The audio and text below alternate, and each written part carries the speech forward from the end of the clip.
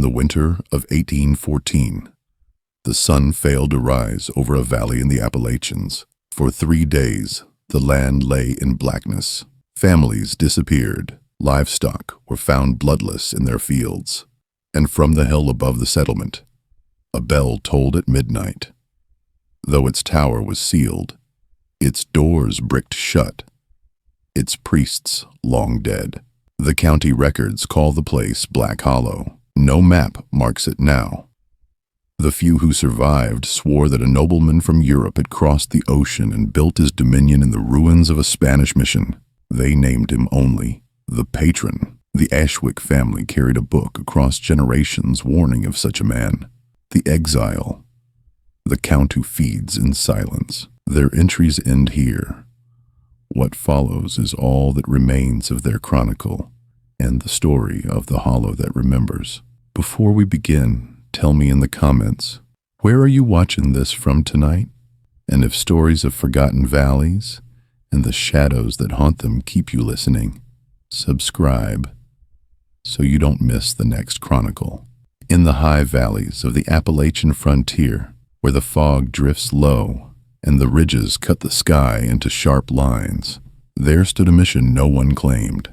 The structure was of Spanish design, raised decades earlier when missionaries pressed deeper into the wilderness. Its walls of blackened stone bore the scars of fire, though no official record named the date of its burning. Travelers who stumbled upon it marked the same peculiar details: windows bricked with mortar, smooth as glass, doors sealed with iron spikes, and a bell tower whose cross had been sheared away by lightning. The mission's bell, once meant to call the faithful to prayer, now hung silent, its surface stained as though with soot or dried blood. No priest remained to toll it. Locals called it the Hollow, not for its valley alone, but for the silence that pressed in upon anyone who ventured near. Even the birds avoided its shadow. Deer trails curved away from the hillside, and hunters who attempted to stalk game nearby reported their quarry vanishing as though swallowed by the earth.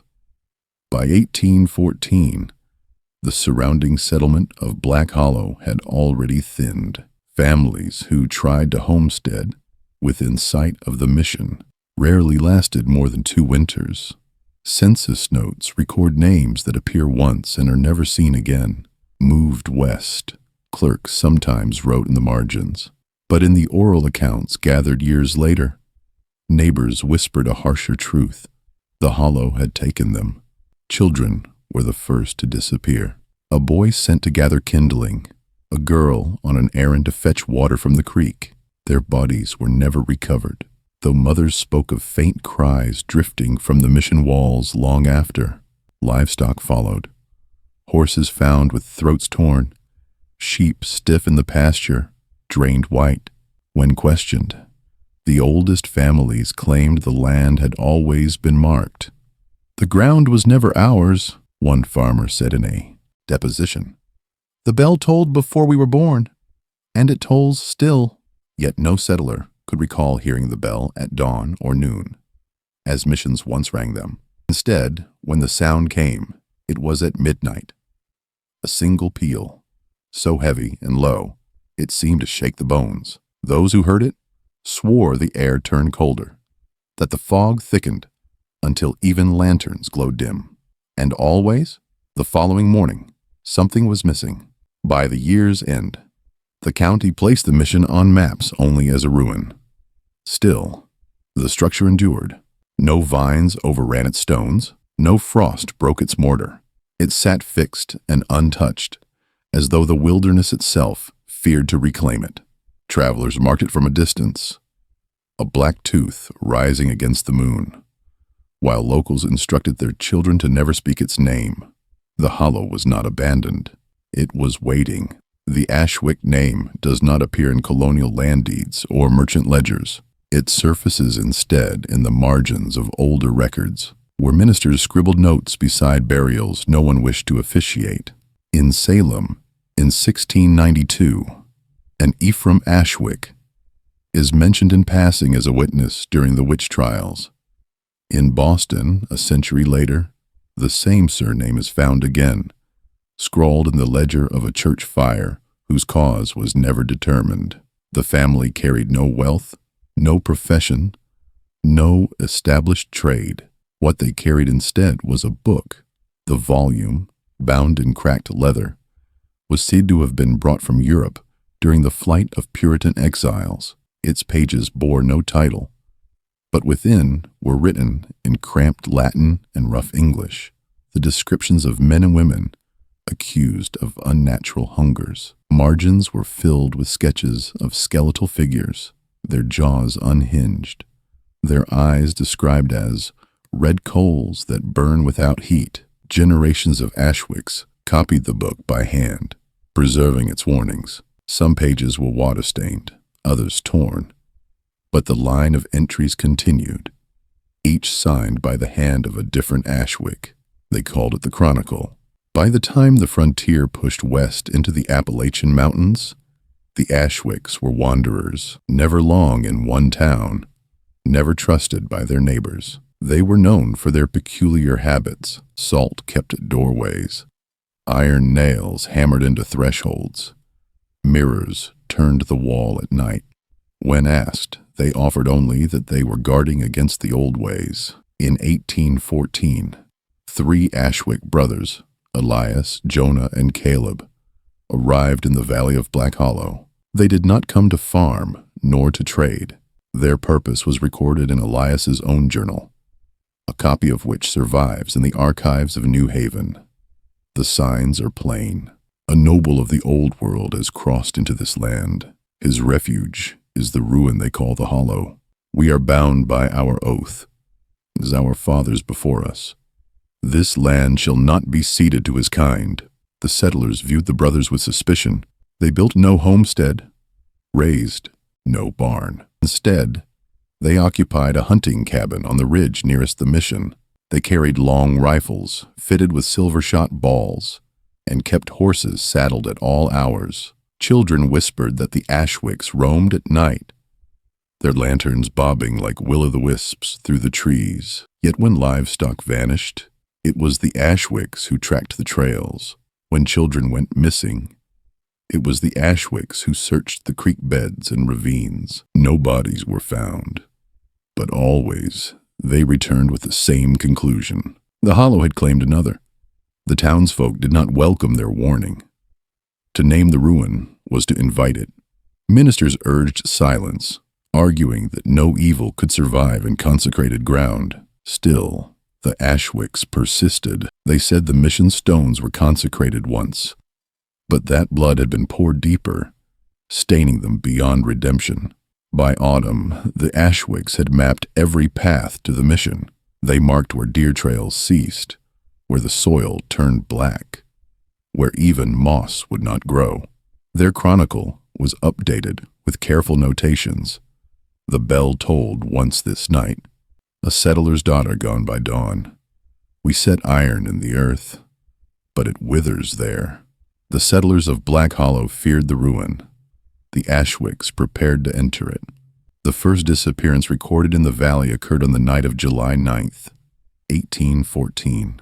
A child, Samuel Turner, aged 8 years, was sent from his family's cabin to fetch kindling. His mother, Mary, noted that he did not return. The neighbors searched until dawn. They found no tracks beyond the yard, no broken brush, no sign of animal struggle. The boy's name was entered into the local church registry with the words, "Lost to the Hollow." By the end of that summer, 2 others were gone. Ruth Bartlett, age 12, vanished from the creek while filling a pail. Jonathan Klein, a trapper, failed to return from his line. His dogs were found days later, circling the mission hill, barking but refusing to enter the brush. These vanishings were not isolated. They occurred in patterns, always within a night or two of the bell tolling. Witnesses swore that at the stroke of midnight, a single note echoed from the bricked mission, deep and hollow, rolling across the ridges like thunder. Those who heard it felt their bones rattle, as though the sound traveled not only through the air but beneath the ground. The morning after such tolls, something was always missing.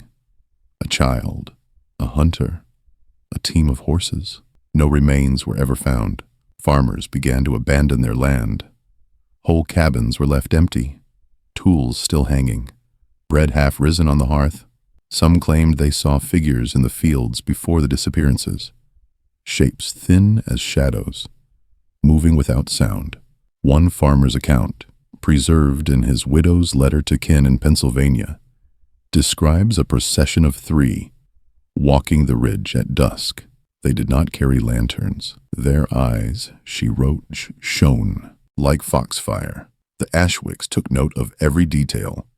Elias Ashwick's journal states, "It is as in the Chronicle, vanishings without struggle, tracks that end at stone.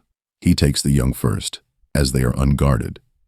He takes the strong men second, to weaken the lines. These are no beasts of the wild. These are the hollow-brewed settlers, who remained spoke less and less of the disappearances. Ministers forbade mention of the mission from their pulpits. They claimed such words gave life to old fears, but silence did not halt the losses. Each season brought another vanishing.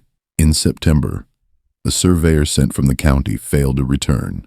His chainmen abandoned their work, leaving stakes uncollected, reporting that their employer had stepped into fog and did not emerge. The county clerk, when presented with the report, noted in his ledger, "Survey abandoned. Land unfit." By winter, the valley of Black Hollow carried a reputation. Peddlers bypassed the region. Wagoners refused to enter its passes after sundown. The name itself was spoken only in whispers, and even then, not at night. The Ashwicks, however, grew bolder. They began marking trees with chalk symbols, placing iron nails in the earth, salting paths that led toward the mission hill. Neighbors mocked them, but when asked why no one challenged the ruin, Elias answered simply, "Because you do not return." The disappearances did not cease, they multiplied. The hollow was not empty, it was feeding. The earliest mention of Count Vayner in American records appears not in Virginia's land deeds, but in the ship manifests of Norfolk, dated 1799. A vessel from Lisbon carried among its passengers one nobleman of foreign extraction, traveling without household, with 4 crates of sealed cargo. His name is spelled differently across documents, Vaynar, Weinar, Vinar, but always marked with the title Count. The nobleman did not remain in Norfolk. Within days, he vanished inland, paying his passage with foreign coin and leaving no estate to be taxed. Customs officers later remarked upon the crates, heavy, iron-bound, delivered under orders not to be opened. Their contents were never inspected. By 1802, references to a European patron surface in the Appalachian valleys. A Spanish mission, long abandoned after its priests succumbed to fever, was suddenly fortified. Stonemasons from the coast reported being hired to wall its windows and bar its doors. They were paid in silver of an unfamiliar mint, stamped with a crest no one recognized. Once their work was done, they were dismissed, told to leave the valley by sundown. None returned. The county's surviving correspondence from this period describes a benefactor who offered loans to struggling settlers. His terms were unusual.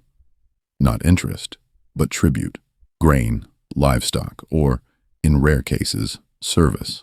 Families indebted to him rarely prospered. Within a year, many of their names disappeared from census rolls. Letters from missionaries in the region, preserved in Jesuit archives, hint at darker knowledge. One fragment reads, "He is not a convert, but a corruption. His blood is old, older than the crown, older than the cross. He demands tithe, not worship. We have sealed the doors of the mission, but still he passes through." No grave records exist for Count Vayner. No marriage, no baptism, no burial. Yet settlers spoke of a tall figure, in black, who rode the ridges at dusk, his horse never tiring.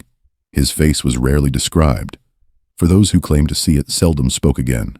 The Ashwick Chronicle, passed from Europe, held a warning written in a hand from centuries before. Beware the exile, driven from the old world. He will seek anew. His house is of stone, his hunger unending. He does not build, but he takes. Where he settles, the earth grows barren, and men vanish without trace. Elias Ashwick, upon reading this entry, underlined the words, "the exile," 3 times in his own copy. He added only, "it is him." He crossed the ocean. He wears a new name, but the blood is unchanged. In Black Hollow, the settlers did not speak of Count Vayner by title. They called him only the Patron, as if to name him was to acknowledge a debt. Some said he never aged. Others swore his voice could be heard in dreams, promising relief from hunger and sickness if they would only yield. But the disappearances continued. The Patron did not bargain. He collected. The mission bell of Black Hollow was forged in Spain, cast in 1710, and shipped across the Atlantic with the Franciscan order who built the stone outpost. Its bronze was said to contain a relic fragment, an old superstition that the sound of such bells could drive away storms and spirits alike. For decades, it marked the rhythms of worship, tolling at dawn, noon, and vespers. After the fever of 1764, when the last priests perished and the mission was abandoned, the bell fell silent. For 40 years, travelers wrote of the tower as an empty relic, a hollow structure perched above the fog. Then, sometime after the arrival of Count Vayner, the silence ended. The first recorded toll came not at morning, but at the dead of night. A hunter named Abner Price was camped with 2 companions in the valley. In testimony given years later, he swore the bell struck once, so deep that it shook the earth beneath them. His companions laughed at his fear until they discovered the next day that their pack mule was gone. The animal's halter rope lay cut cleanly as though by blade, though no print showed where it had been led. The pattern held. When the bell tolled, something vanished. Cattle were found bled in the fields. Sheep were discovered stiff, their bodies unmarked but drained. Children disappeared from cabins, though doors remained locked. Some were lost without a sound. Others, their parents claimed, were heard calling faintly from the hills, their voices fading as though drawn underground. Neighbors tried to explain it as echo or trick of fog, but the Ashwicks measured the sound. Elias Ashwick wrote in his journal, "The tone is not natural. It does not fade as sound should. It travels through marrow. It bends the air and makes flame quiver. This is no call to worship. It is summons by autumn of 1814. The tolls came more often, sometimes once in a fortnight, sometimes 3 nights in succession, always at midnight. The settlers of Black Hollow began to dread that hour, more than the dark itself. Families gathered together before dusk, locking doors, nailing shutters, reciting prayers in whispers. None dared strike their own dirge bell, lest it be mistaken as challenge. An old widow named Abigail Carver recounted in 1822 that she once saw the bell move, though no rope was drawn. She claimed the clapper swung of its own accord, each strike sending a tremor through the valley. When asked how she survived, she replied, "I did not look up again." County records note a meeting of settlers that winter, where it was proposed to tear down the mission and silence the bell. The proposal was rejected before it was spoken twice. Not a man present would approach the tower. "Stone is stronger than us," one farmer said, "and what's inside stronger than stone." The tolling did not cease. Instead, it became the valley's calendar. Black Hollow no longer measured time by harvests or seasons, but by the nights the bell was heard. Those who endured long enough claimed they could feel it before it rang, a pressure in the chest, a stillness in the air, as though the valley itself waited for permission to breathe. The hollow did not need to show its hand. The bell was enough. The winter of 1814 pressed hard against the valley. Snow drifted against cabin doors, trapping families inside for days. Fields lay bare, livestock thin, yet in the midst of scarcity, the mission on the hill remained untouched, its black stones rising clean above the drifts. No frost clung to its walls, and no icicles formed on its roof. It was then that the Ashwick brothers resolved to act. Elias, the eldest, believed that silence had only emboldened the patron. The chronicle they carried warned against waiting. Delay is his ally. Each night that passes, the brood swells. With this, Elias declared they would breach the hollow before the new year. On the night of December 28th, the three brothers, Elias, Jonah, and Caleb, ascended the mission hill. They carried rifles loaded with silver shot, iron stakes, and jars of salt ground fine. Each wore a crucifix, though Elias admitted later he doubted such symbols retained power in that place. Lanterns were lit, but their glow faltered the nearer they came to the stone. The account of their attempt survives only in fragments. Jonah's blood-stained journal, found weeks later in a hollow log, and the testimony of Caleb, the youngest, who returned alone. Jonah's writing is jagged, words scrawled in haste. One entry reads, "The air dies here. No bird, no wind. We placed the salt at the threshold, but it was swallowed by the earth. The bell moved, though no hand drew it." Elias said forward, always forward. Caleb's testimony, given before the county magistrate, was halting, broken by fits. He described the doors of the mission as sealed with iron, yet when Elias pressed his hand against them, they yielded inward, as though the stone itself breathed. Inside, the nave was unlit, yet shapes moved. Caleb swore they were not shadows, for they bent against the light of the lanterns, forming angles no man should see. He heard whispers in a tongue he did not know, though the words pressed against his mind as if remembered from a dream. When asked what became of his brothers, Caleb faltered. At last he said, "They did not fall. They were taken. One moment they stood, rifles raised, and the next, the dark was thicker around them. I heard them cry out, but their voices came from the walls. I ran. I do not know what followed." The magistrate pressed further, asking how Caleb escaped. He replied, "I do not remember leaving. I only remember the snow and my feet bleeding." The bell did not toll that night. It laughed. Jonah's journal ends mid-sentence. He stands upon the altar. His eyes are. The remainder of the page is soaked through, the ink blurred as though by water or tears. Caleb survived the winter, but did not live to see spring. His body was found at the base of the ridge in March, his throat torn, his blood drained.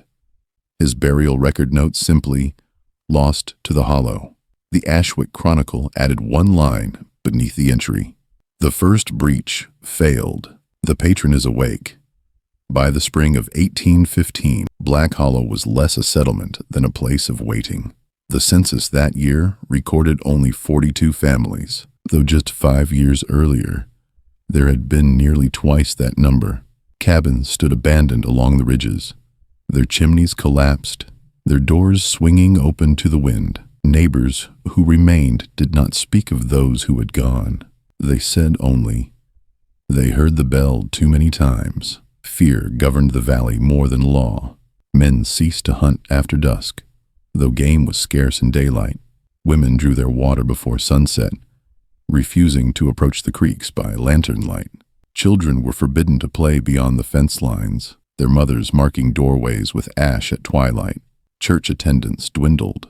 The minister, Reverend Hodge, preached longer sermons, yet his words carried less weight. Parishioners sat stiff and silent, their eyes on the windows, listening for sounds from the hills. Even prayers became whispers, as if loud voices might draw unwanted attention. The Ashwicks, after the failed expedition, were tolerated but not trusted. Elias and Jonah did not return, and Caleb's death was spoken of only as a warning. Yet Elias's journal circulated quietly among settlers, copied in fragments by those who dared. Its pages advised iron at thresholds, salt scattered across floorboards, and fire kept burning through the night. Families who followed these rites survived longer than those who did not. Livestock were corralled indoors after sundown, though many refused to enter barns at the toll of the bell. Horses trembled, eyes rolling white, until sweat streamed down their flanks. Dogs cowered under porches, whining low. Farmers swore the animals sensed the approach of the hollow brood before men did. Tales multiplied in those years.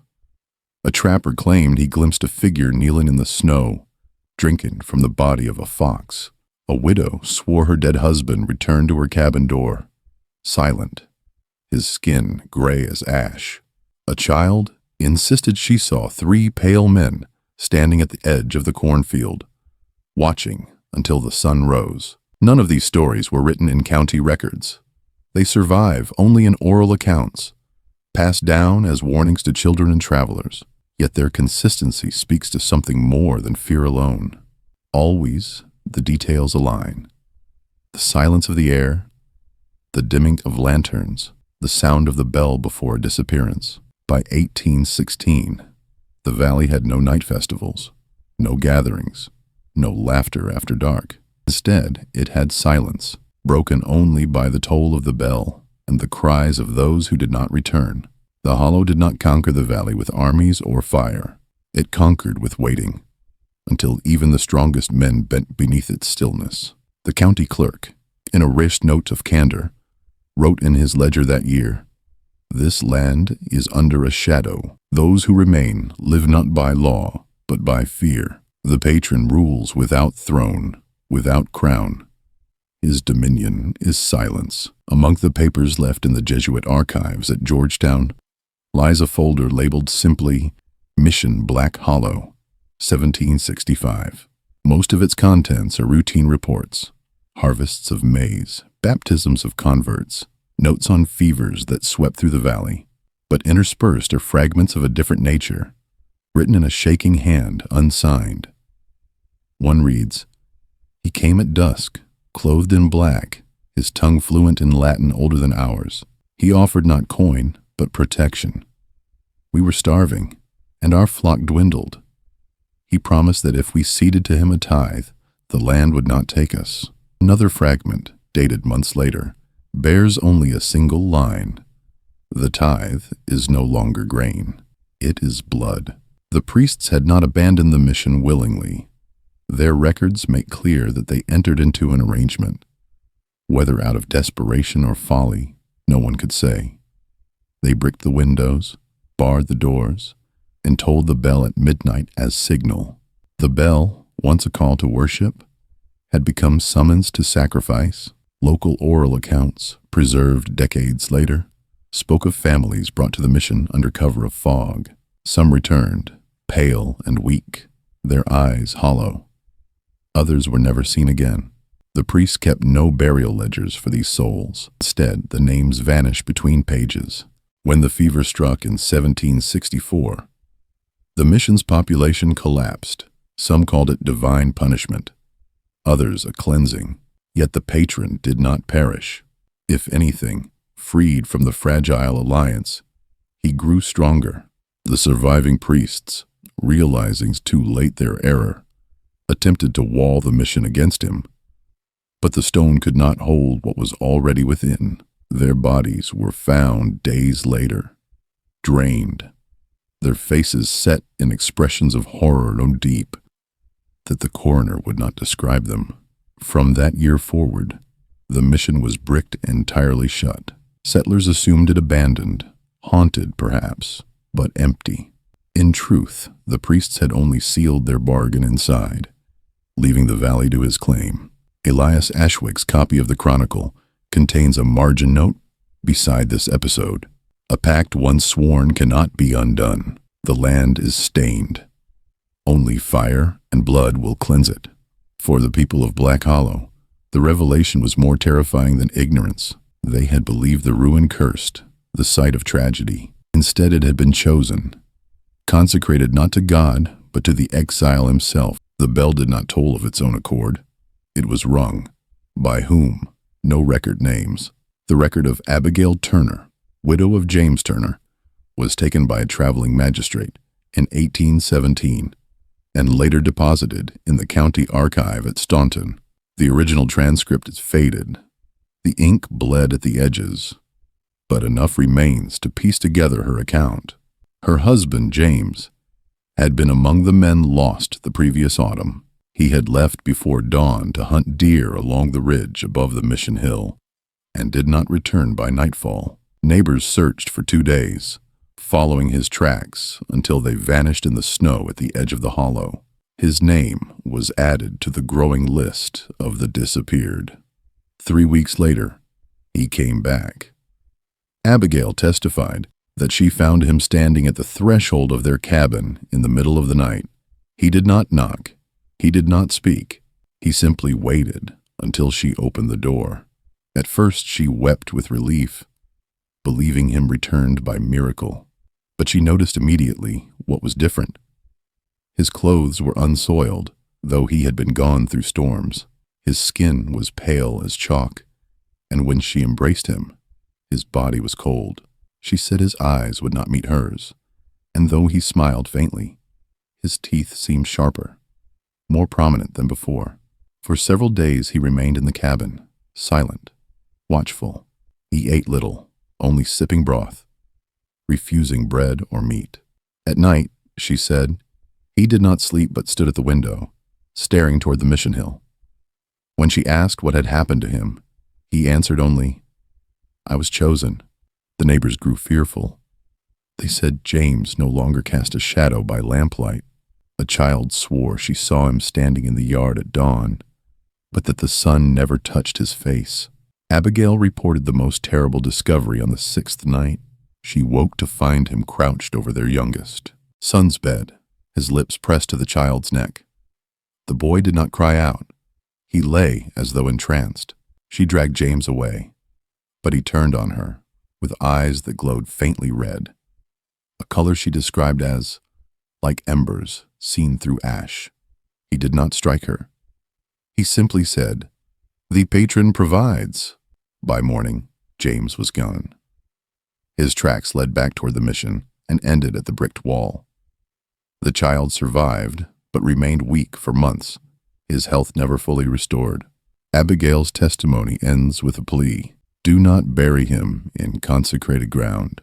He is not my husband, though he wore his face. He belongs to the hollow. The magistrate who recorded her words dismissed them as grief-maddened rambling. Yet Abigail's account matches at least 4 other unrecorded tales, whispered among valley families.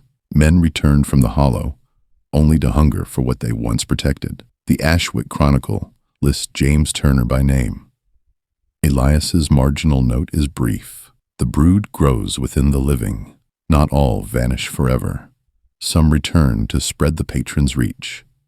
By the harvest of 1817, the valley could no longer endure in silence. The tolls of the bell had grown more frequent, sometimes sounding on 3 consecutive nights. Each toll was followed by a loss: cattle, children, hunters, even whole families. Cabins stood open to the wind. Fires burned unattended. Doors swung without hinges. The valley was becoming a graveyard in all but name. It was then that Elias Ashwick, believed dead since the first expedition, was seen again. Witnesses swore he appeared in the square of Black Hollow without warning, gaunt but alive, carrying the Chronicle under his arm. He said only one sentence to the gathered settlers: "If you do not fight, you are already buried." That autumn, 20 men and women armed themselves with rifles, axes, and torches. Their courage was not born of faith, but of despair. They called it a march of necessity, not vengeance. Led by Elias, they ascended the hill as the sun fell, their footsteps muffled by frost, their lanterns dimmed by fog. The approach to the mission was without sound. No owl, no wind, only the crunch of their boots. When they reached the bricked doors, Elias drove an iron stake into the ground and declared, The Patron will answer. The settlers raised their torches, and the firelight cast long shadows across the stone. The first volley came from the dark itself. Settlers swore the air moved against them. A rush of wings without birds, a tide of black forms writhing like smoke. Rifles cracked, silver shot flared, and shapes shrieked like wounded animals. But no bodies fell. Then the bell tolled. The sound shattered lanterns, split torches, and dropped men to their knees in agony. Some clutched their heads and screamed. Others fled down the hill. But Elias pressed forward, striking the mission door with the butt of his rifle until the stone split. What followed remains fragmented in testimony. One woman swore the walls bled mortar like flesh. Another claimed the sky itself darkened, though it was not yet midnight. Jonah Ashwick, thought lost, was seen within the nave, his face pale and his eyes glowing red. Whether he fought with or against his brother, no one could say. Inside, fire met shadow. Torches hissed as unseen hands extinguished them. Rifles spat silver, though the smoke thickened, twisting into forms that clawed at the settlers. Some said they glimpsed the patron upon the altar, tall, robed in black, his face hidden beneath the cowl of his cloak. Others swore they saw only the bell itself, swinging though no rope was drawn, each toll dropping them closer to madness. By dawn, the mission hill was silent. Of the 20 who marched, fewer than half returned. They staggered into the valley at first light, their clothes scorched, their skin pale, their eyes hollow. When asked what they had seen, they gave no answer. They sat in silence, rocking, as though the night had carved out their voices. Elias Ashwick was not among them. What remained of the mission was stranger still. Its doors stood open, its windows unbricked, as though the stone had been peeled away in the night. But inside, there were no bodies, no sign of struggle, only an altar blackened by fire and a floor littered with human teeth. The bell still hung in the tower, melted at its edges, fused to the iron frame. It would never toll again, yet the silence it left was heavier than sound. The siege of Black Spire ended not with victory, nor with defeat, but with absence. The hollow was not destroyed. It was waiting. No full record exists of what transpired inside the mission during the siege. The survivors who staggered back to the valley gave only fragments, refusing to speak the patron's name aloud. Yet 3 accounts, when pieced together, suggest that Elias Ashwick did not flee. He entered deeper. One settler, Isaac Darnell, testified that he saw Elias force the altar doors wide, rifle in one hand, the Chronicle in the other. Behind him, Jonah Ashwick appeared, pale as bone, his eyes glimmering faint red in the torchlight. Isaac swore the brothers faced each other only briefly, neither speaking, before Jonah turned and walked into the shadows of the nave. Elias followed. Another witness, Sarah Greaves, insisted she saw a tall figure rise behind the altar, robed in black, his height unnatural, his face hidden. She said the torches dimmed in his presence, the flames shrinking as though suffocated. She fell to her knees and remembered nothing more. The final fragment is the most chilling. A farmer named Jacob Holt claimed he lingered at the doorway before fleeing.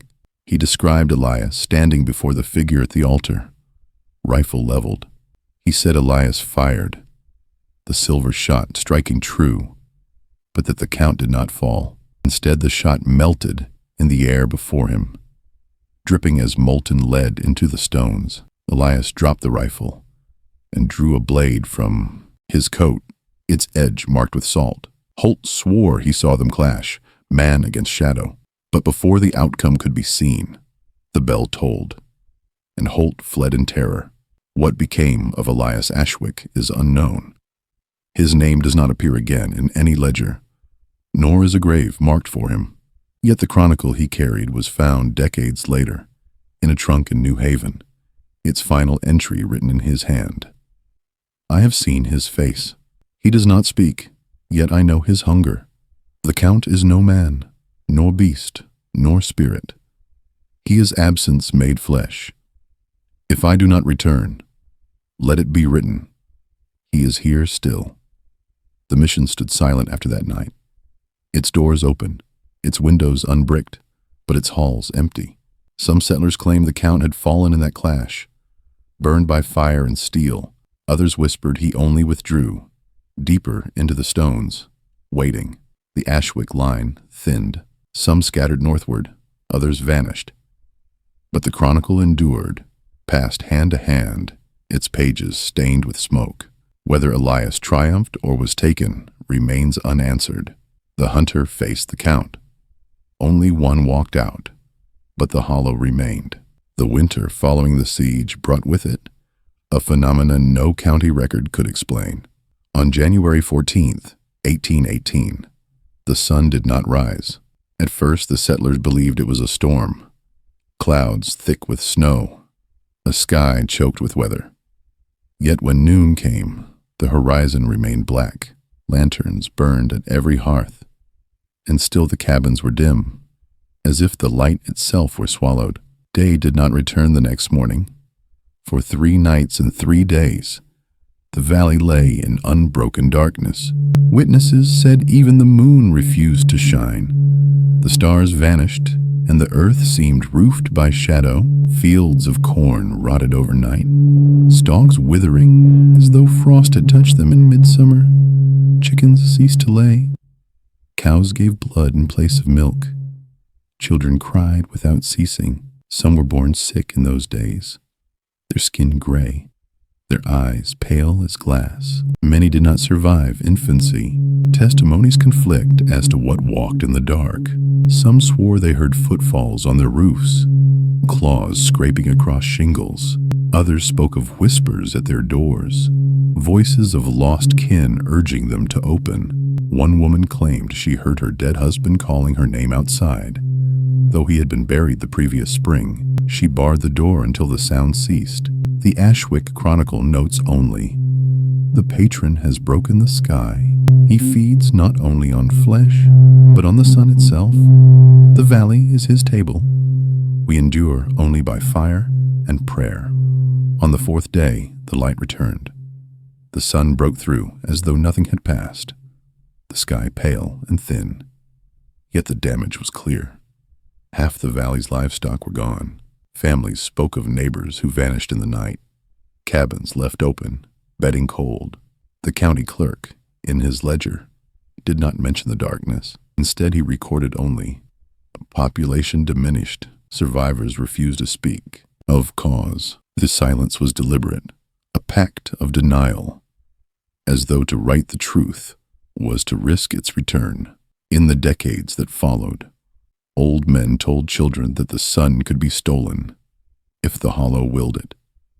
They said the world had ended once already in those ridges, and might again. Whether the darkness was natural, conjured, or imagined, the fact remains. After those 3 days, the valley of Black Hollow was never the same. The hollow did not merely haunt the night, it had devoured the day. When light returned to the valley after the 3 days of darkness, the settlers climbed the hill to see what remained of the mission.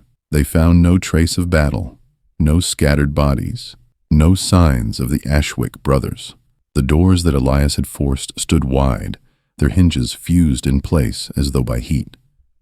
The windows, once bricked, gaped empty, the mortar dissolved. Inside, the nave was stripped bare. Pews that had stood for decades were gone.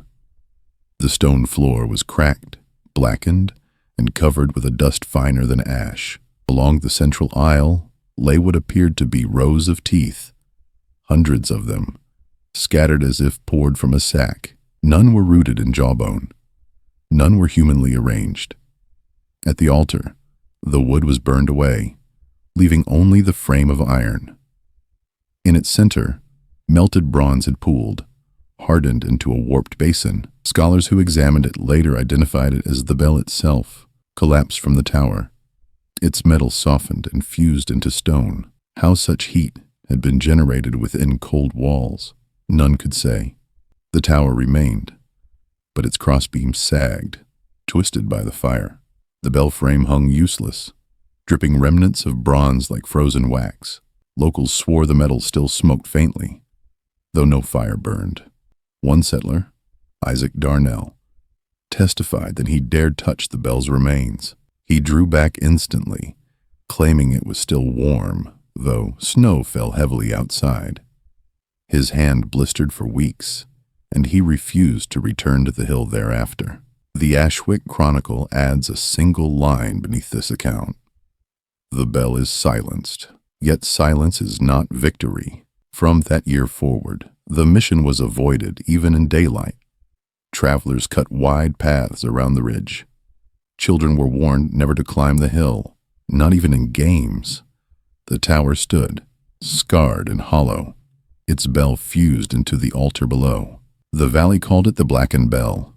To speak its name was to acknowledge that the hollow endured, not destroyed, but altered, its hunger unquenched. Some claimed the patron had been burned away, consumed in his own fire. Others whispered that the melted bell was no accident, but an offering, a reshaping of holy bronze into a vessel more fitting for him. No one rang it again. Yet even broken, even fused to stone, its silence carried more weight than its sound. The hollow did not need its voice. The valley had learned to listen without it. After the siege and the 3 days of darkness, Black Hollow did not recover. Families that had endured for decades packed wagons and left, some bound for Ohio, others vanishing into the mountains without record. The land, once tilled, grew wild. Orchards rotted, fences collapsed, and cabins fell into ruin. By 1825, only a handful of households remained. Their children grew up under strict command. Do not speak of the hollow. Do not climb the hill. Do not answer voices at the door after dark. Stories became warnings. Warnings became superstitions, and superstitions hardened into silence. Maps from this period marked the valley as uninhabitable. Surveyors passed through quickly, never staying a night. One county report described it bluntly: soil fair, water clean, but the air unwholesome. Locals speak of bells and dreams. Advisable to avoid. The Blackened Bell still stood in the ruined tower, fused to its frame, never told again. Yet settlers swore they heard it sometimes in their sleep. A low vibration in the chest, a single strike at midnight. They woke to find livestock missing, or neighbors gone. No one investigated. They buried their dead in silence and endured. Children who grew up in the valley carried the weight of that silence with them when they left. Oral accounts from Kentucky, Tennessee, and even as far north as Pennsylvania tell of men and women who would not enter a church with a bell, who would not walk past stone ruins, who flinched at the sound of iron striking bronze. When asked why, they answered only, "It sounds like home." By the mid-19th century, Black Hollow was nearly deserted. Travelers noted only chimneys rising from weeds, cabins sagging with rot, the mission tower still cutting against the horizon like a tooth. A handful of families clung to the valley. Old names repeated generation after generation, bound not by prosperity but by fear. The hollow became a story told at firesides, a curse whispered to children who misbehaved. Stay inside, or the patron will take you. Yet none doubted its truth. The silence of the valley was proof enough. By 1860, census records show only 2 families remained. After the war, they too were gone. Black Hollow no longer appeared on official maps. The name survived only in the pages of the Ashwick Chronicle and in the memories of those who had fled. The hollow had not been conquered, nor abandoned. It had simply been left to itself, as though the land and all who walked upon it belonged to something deeper, something waiting. Generations passed, and still no one claimed it. In 1891, nearly 80 years after the siege, a parcel arrived at the New England Historical Society in New Haven. It was delivered without return address, wrapped in oilcloth, sealed with wax stamped by a crest unfamiliar to the archivist who received it. Inside lay a single leather-bound volume, worn and water-stained, its spine cracked. The book was identified as a continuation of the Ashwick Chronicle.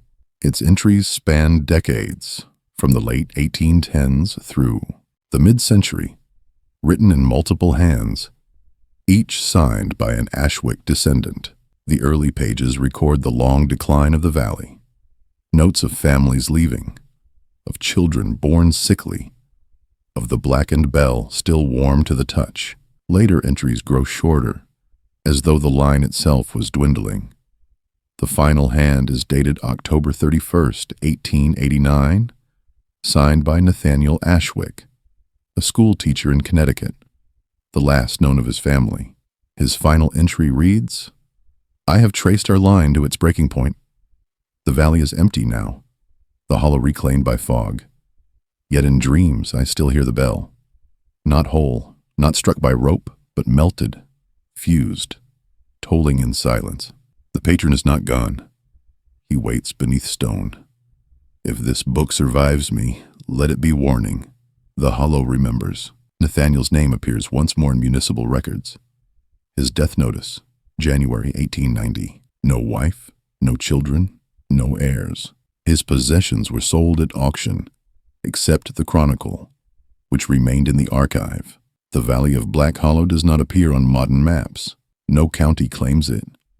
No deed marks its boundaries. Travelers who wander too deep into the Appalachian ridges sometimes speak of ruins, of a tower that should not stand, of silence heavier than stone. Their reports are dismissed as exaggerations, their maps blurred by error. Yet the Chronicle remains. Its pages, brittle with age, still bear the marks of fire and salt. The teeth pressed between its leaves still rattle faintly when moved, though no archivist dares to remove them. The final line, written in Nathaniel's hand, closes the account. The Count sleeps, but the Hollow remembers. That was the account of Black Hollow. The Count sleeps, but the Hollow remembers. Do you believe legends like this are buried history, or only folklore that refuses to die? Leave your thoughts below, and join me for the next story tomorrow night.